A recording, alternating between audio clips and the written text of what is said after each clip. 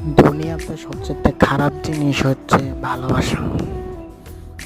ভালোবাসা মানুষকে হয়তো সুখ দেয়, নয়তো কষ্ট দেয়।